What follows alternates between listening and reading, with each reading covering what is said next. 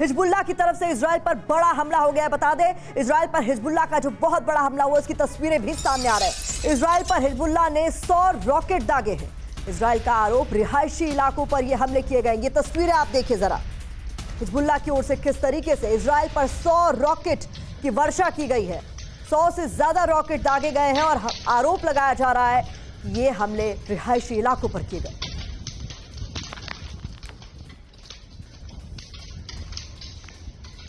तो ये तस्वीरें आप देखिए, धू धू कर जलते घर आपको नजर आ रहे हैं। दावा किया जा रहा है कि हिजबुल्लाह की ओर से एक बार फिर से रिहायशी इलाकों को निशाने पर लिया गया। इससे पहले भी ऐसी ही तस्वीरें इजराइल से सामने आई थी, जहां रेजिडेंशियल इलाकों को भी नहीं छोड़ा जा रहा है। इस बीच 100 से ज्यादा रॉकेट का इस्तेमाल कर इजराइल को दहलाया गया है।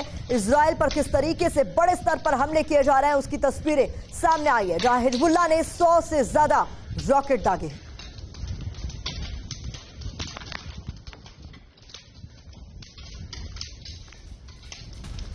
और देखिए, इस बीच एक और बड़ी खबर इजराइल पर। लेबनान से एक और बड़ा हमला हुआ। इजरायली बेस पर रॉकेट की बारिश की गई। इजरायली बेस सेटलमेंट को भारी नुकसान। इस हमले में पहुंचा इजराइल के किरियत शमोना पर यह हमला किया गया। तो इजराइल बेस पर रॉकेट की बारिश की गई। हिजबुल्लाह की तरफ से एक और बड़े हमले को जो अंजाम दिया गया, उसकी तस्वीरें आप देखिए। इजरायली बेस सेटलमेंट का जो एरिया है, वहां पर किस तरह से हमला किया गया है, ये इस वक्त हम आपको दिखा रहे। इजराइल के किरियत शमोना पर यह हमला हुआ है।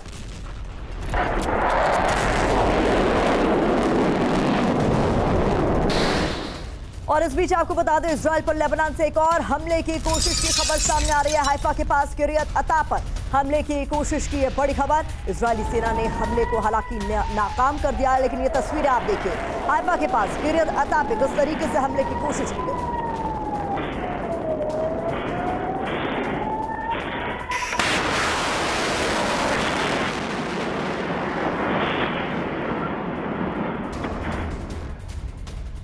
और देखिए, एक और बड़ी खबर है। इजरायली बेस पर हमले का एक और वीडियो सामने आया है। हाइफा शहर इजरायली बेस पर ड्रोन से हमला किया गया। कल रात से ही हिजबुल्लाह के हमलों में काफी तेजी आ गई है इजराइल के खिलाफ। इजराइल पर ताबड़तोड़ ड्रोन से और रॉकेट से जो अटैक किया गया, वो इस वक्त हम आपको दिखा रहे हैं। ये देखिए आप, एक्सक्लूसिव तस्वीरें। हिजबुल्लाह की तरफ से इजराइल के खिलाफ हमलों को और तेज कर दिया गया है।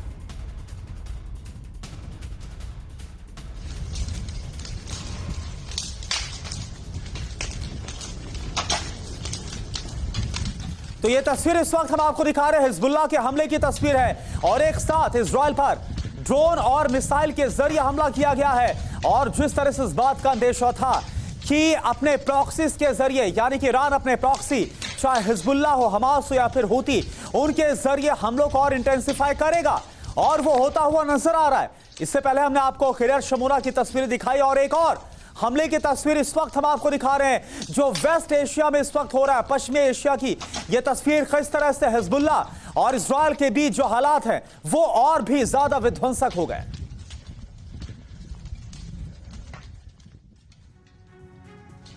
तो ये बात किसी से छिपी नहीं है कि हिजबुल्लाह ईरान का प्रॉक्सी है। इजराइल पर लेबनान का यह हमला ईरान के ही इशारों पर हो रहा है। लिहाजा जानकार मान रहे हैं कि इजराइल ईरान में बड़े युद्ध का खतरा बढ़ता जा रहा है, क्योंकि ईरानी प्रॉक्सी संगठनों ने इजराइल के खिलाफ मोर्चा खोल दिया है। ऐलान किया है कि इजराइल से बदला लिया जाएगा।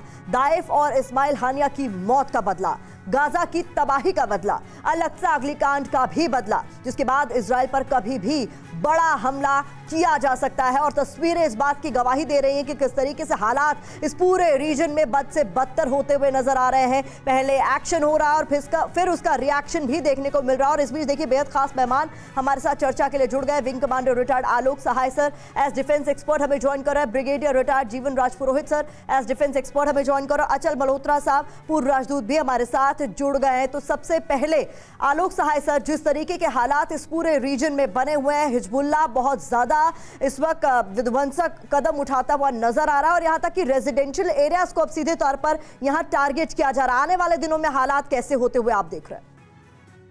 जी, वहां पर हालात मेरे की नजर में अभी और भी बदतर होने वाले हैं, क्योंकि इजराइल भी चुप नहीं बैठेगा।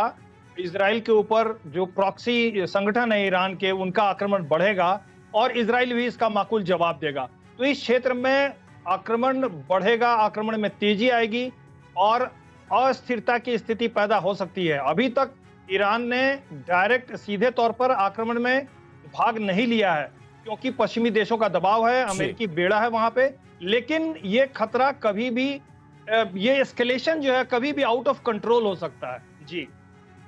जी, तो एस्केलेशन आउट ऑफ कंट्रोल हो सकता है। जीवन राज पुरोहित सर, इसी को लेकर मेरा सवाल आपसे है कि आप देखें हिजबुल्लाह की तरफ से हमने देखा कई शहरों पर इजराइल को टारगेट किया गया, बड़ा नुकसान पहुंचाया गया है। आप क्या सिनारियो बनता हुआ आप देख पा रहे हैं सर, आपका टेक? जी, आपने और हमने सब ने देखा था कि हानिया की किस तरह से मौत हुई। उसके बाद से ईरान ने तब कहा था कि हम अपने समय पर on time of choosing and place we will strike, और कल से आपने देखा कि उनका एयर स्पेस बंद हो गया था, हिजबुल्लाह एक्टिव हो गया था।